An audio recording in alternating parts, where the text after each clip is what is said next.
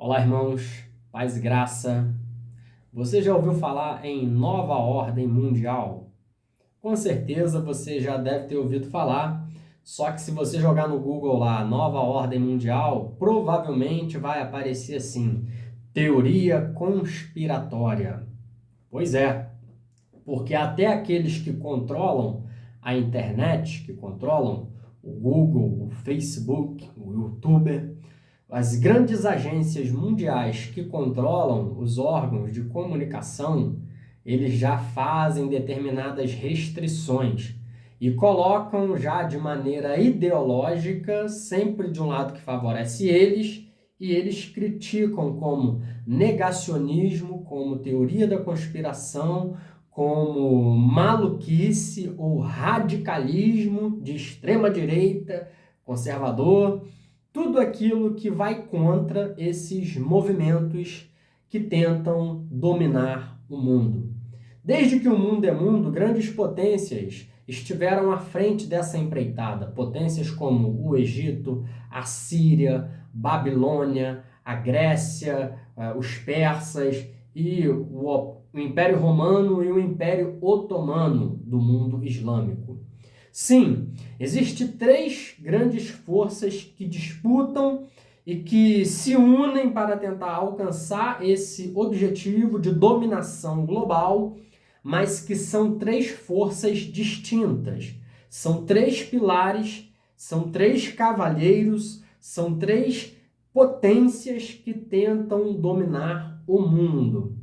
E a primeira força é o Movimento Comunista Internacional. É isso mesmo. A primeira força que disputa o domínio pelo mundo é o Movimento Comunista Internacional. Esse movimento comunista, ele existe de maneira muito forte, e os maiores símbolos são a Rússia e também a China. São exemplos em que eles dominam a área tecnológica, eles controlam, através do Estado, todo o sistema de comunicação e informação, e dessa forma eles usam o capitalismo ou as relações internacionais com os grandes países e as grandes democracias capitalistas para fazer negócio, para enriquecer, para fortalecer cada vez mais os seus exércitos. Sim, a Rússia e a China, eles buscam cada vez mais fortalecer o seu exército. E em Cuba, que também houve essa revolução comunista, é o país mais quebrado de todos. É o país que as pessoas assim passam dificuldade e tentam o tempo todo fugir de lá. Cuba é uma miséria, é uma desgraça que não deu certo. E as pessoas vivem na miséria e também é um regime fechado. É também uma experiência de comunismo que não deu certo. E pessoas como Karl Marx, como Lenin, como Mao Tse-tung, como Fidel Castro, Che Guevara, todos esses movimentos comunistas, Stalin e Lenin na Rússia, eles provocaram a morte de mais de 100 milhões de pessoas, seja através do fuzilamento, seja através da fome. Sim, o governo comunista, as ações comunistas, elas provocaram a morte de mais de 100 milhões de pessoas, os maiores genocídios da história. Então essa grande força do comunismo, que existe muito forte nos nossos dias, no Brasil está repleto de países, de partidos comunistas. E assim, para embasar as minhas ideias, né, além da Bíblia e da teologia, tem esse livro aqui, de Olavo de Carvalho, que ele fala sobre o Foro de São Paulo e fala como que o Foro de São Paulo foi uma reunião que surgiu, um concílio que surgiu para unir os partidos comunistas da América Latina para formar uma grande frente de combate para tomar o poder. E para isso eles se aliaram com narcotraficantes colombianos, venezuelanos, e também o narcotráfico aqui do Brasil. Então, o que é o Foro de São Paulo? É uma união de criminosos, de partidos políticos e de organizações criminosas em que o último livro antes de morrer, de Olavo de Carvalho, ele descreve bem isso aqui.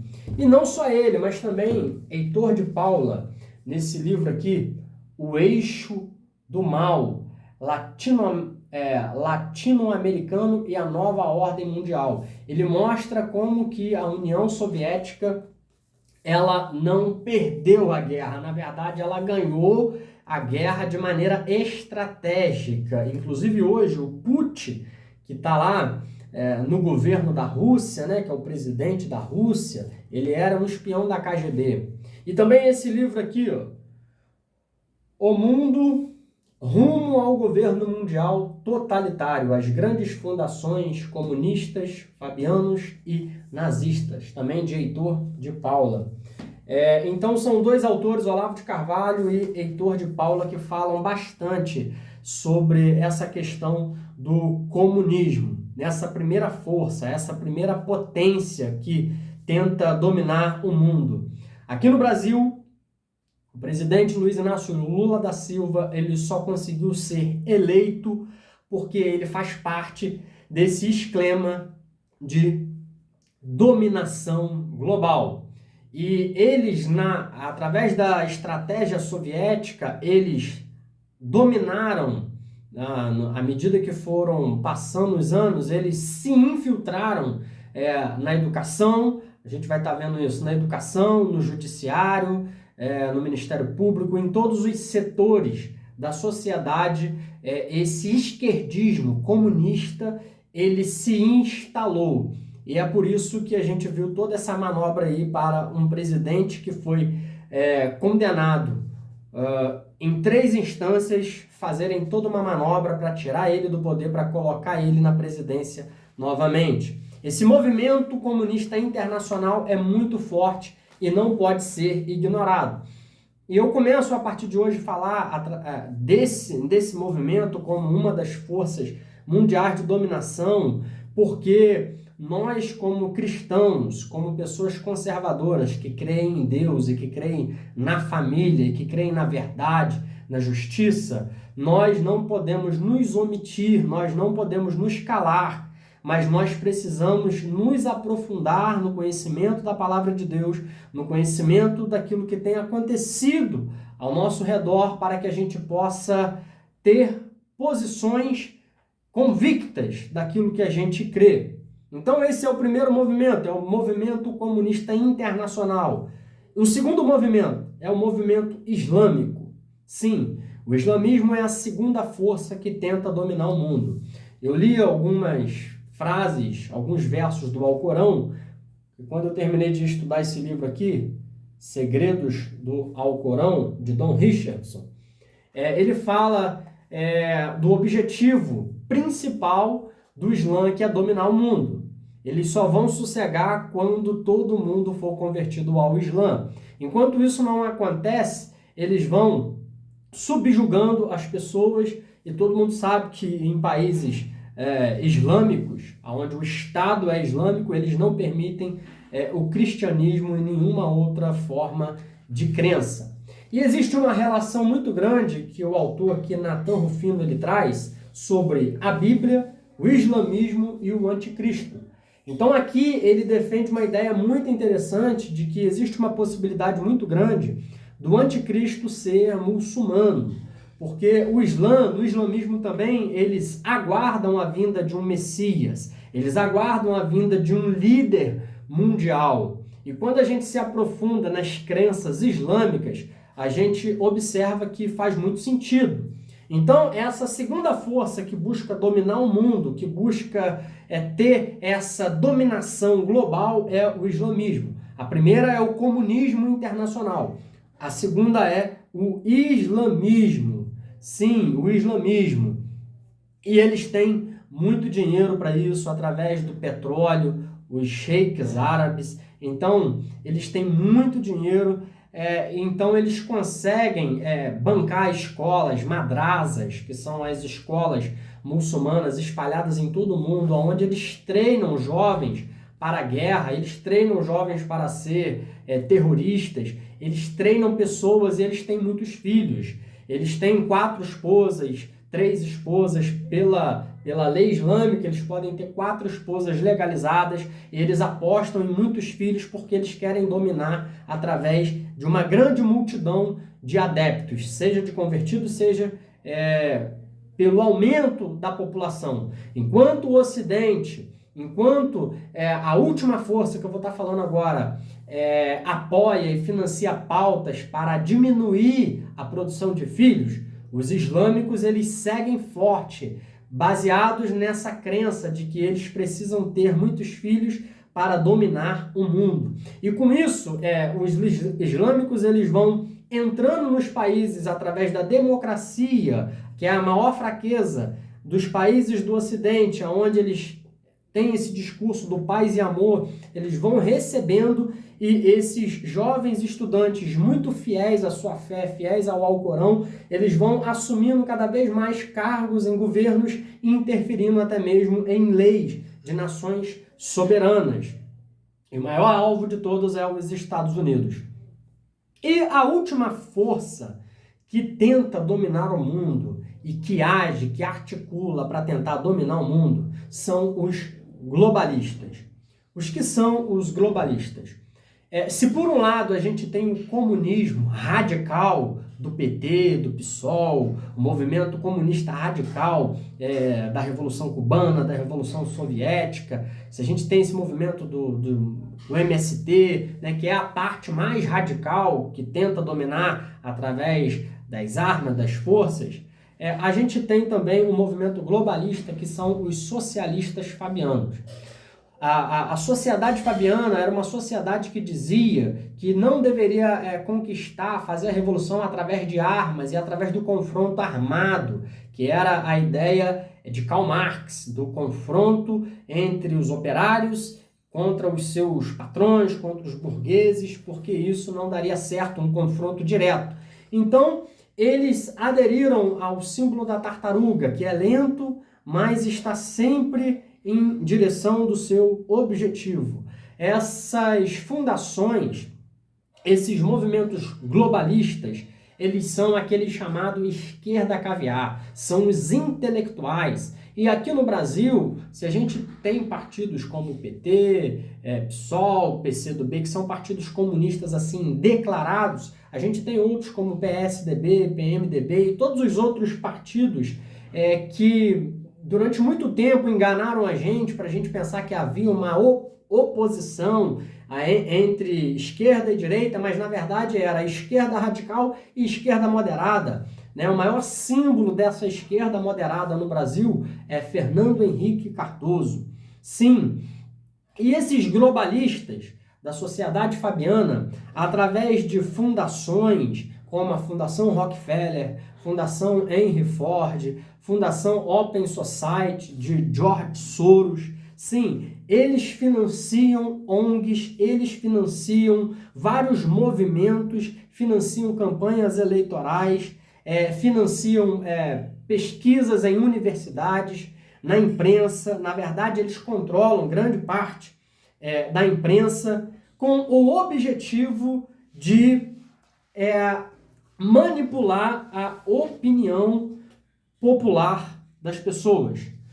Organizações como a ONU. A ONU é a grande responsável aqui por disseminar ideias para o mundo todo, disseminar leis, combate ao aquecimento global, combate à água, ao fim da água, combate ao desmatamento. Na verdade, são pautas que são debatidas lá na ONU, que esse grupo da sociedade fabiana, que esses globalistas, eles se reúnem, são pessoas muito poderosas, são os chamados metacapitalistas, são os chamados aqueles que estão à frente das empresas farmacêuticas, das empresas de comunicação, do controle da internet, de tudo isso. Então, eles debatem coisas como regulação da internet, por exemplo, eles combatem coisas como o ambientalismo. E quando a gente vai estudar aqui, a gente observa que esses grupos, a ONU, por exemplo, acabou de cobrar agora do Brasil, acabou de cobrar do presidente, né, por que o aborto ainda não foi legalizado. A OMS acaba de cobrar do Brasil por que o aborto ainda não foi legalizado, que é uma pauta deles. Então, todas as pautas da ONU, como o aborto, o controle da internet, a extinção dos valores familiares, eles tentam destruir isso e passando a imagem de que é para o nosso bem. E qual é o objetivo principal dessas organizações? Controlarem o mundo. E para isso eles incentivam o aborto, para isso eles incentivam o uso de drogas, para isso eles incentivam o caos total, para que eles possam impor as suas leis universais sem que a gente ofereça resistência, como foi no caso da Covid. Ah, todo mundo deve usar máscara. Quem está dizendo isso? A OMS. Todo mundo deve se vacinar. Quem está dizendo isso? A OMS. Então, organismos internacionais dando regras, quebrando as soberanias nacionais. Então, essas três grandes forças, elas disputam o poder querendo controlar o mundo. Só que existe dois grandes empecilhos. Existem duas grandes frentes de resistência que não deixam esses governos assumirem o controle do mundo. E o primeiro empecilho para eles é o cristianismo. É isso mesmo. O cristianismo é o primeiro bastão aqui de resistência deles. Por quê? Porque o cristianismo prega a crença em Deus. O cristianismo prega que não se deve roubar, que não se deve matar. O cristianismo prega que não se deve adulterar. O cristianismo prega o casamento entre o homem e a mulher. O cristianismo prega uma vida sóbria, não dada à embriaguez, não dada às drogas. O cristianismo prega o casamento entre um homem e uma mulher. O cristianismo prega a valorização da vida desde o momento da sua concepção. Só que o cristianismo prega também valores morais, em que o sexo deve ser praticado só entre o homem e a mulher dentro do casamento, não é entre criança, não é entre adolescente. Só que eles incentivam, né, a atividade do sexo livre para depois incentivar também o aborto. É tudo uma engenharia social para destruir os valores da família tradicional. Então, o cristianismo é a primeira resistência deles. E aí, existe uma tentativa de infiltração dentro, tentando corromper os valores cristãos, porque não tem como haver a conciliação, a comunhão entre os princípios do cristianismo e da Bíblia com os princípios do comunismo, nem com os princípios do islamismo e nem com os princípios do globalismo, desses movimentos aí globais que são contra a família, que são a favor do aborto, da legalização de drogas, do sexo livre e de tantas outras coisas mais que só vêm para destruir a família tradicional. Então, o primeiro bastão aqui de resistência é o cristianismo. Mas agora, meus irmãos, eu faço um apelo aqui aos cristãos, seja evangélicos ou católicos, nós devemos nos posicionar, nós devemos assumir a posição de cristãos e cristãos de verdade, porque nós somos a maioria, mas nós só faremos resistência de verdade e impediremos que essas pautas comunistas, globalistas, avancem se nós nos posicionarmos. A gente não deve ficar com receio, a gente deve dar nome aos bois. O cristianismo não tem compatibilidade com o comunismo. Só que o comunismo, através de uma estratégia de infiltração, vem entrando dentro das igrejas, através de leis, através de propaganda, através da cultura, tem penetrado. Então, por isso que a gente deve vigiar, a gente deve ser cristão e cristão de verdade. Os princípios da palavra de Deus devem ser o nosso norte, porque é o primeiro bastão de resistência é o cristianismo. Mas para ele ter efeito, nós precisamos ser cristãos e cristãos de verdade. O segundo bastão, a segunda coisa que impede esses três mecanismos, essas três forças de dominarem o mundo, são as soberanias nacionais. A principal delas, os Estados Unidos e também Israel. Por quê? Porque esses mecanismos internacionais, eles querem criar leis, querem criar regras que interfiram nas soberanias nacionais. A gente teve um presidente aqui, agora recente, que falava da liberdade do Brasil, falava da soberania do Brasil, como uma coisa que é direito nosso, é direito do homem, a nossa liberdade, a nossa soberania como nação. Então, é através dessas leis, através desses mecanismos aí, que eles querem impor regras gerais. E uma das coisas que vai ser assim um marco para esse regime global assumir o poder é quando eles começarem a criar um imposto universal.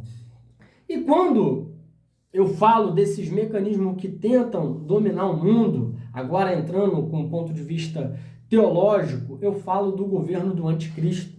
Sim, o governo do anticristo, ou seja, o império das trevas, Satanás, é quem está por trás desses três grandes movimentos: o movimento comunista, o movimento islâmico e o movimento globalista, dessas grandes fundações. Quando eu falo desse movimento, do terceiro movimento, dessa terceira força que tenta dominar o mundo, depois eu vou estar falando especificamente sobre cada uma delas. Eles financiam movimentos que são anticristãos. E aí, o que acontece? Eles querem gerar um caos generalizado para estabelecer uma nova ordem mundial. Ou seja, é Satanás preparando o caminho para o governo do anticristo. Mas lembre-se, a nossa luta não é contra a carne e contra o sangue, é contra os principados e potestades que atuam nas regiões celestes.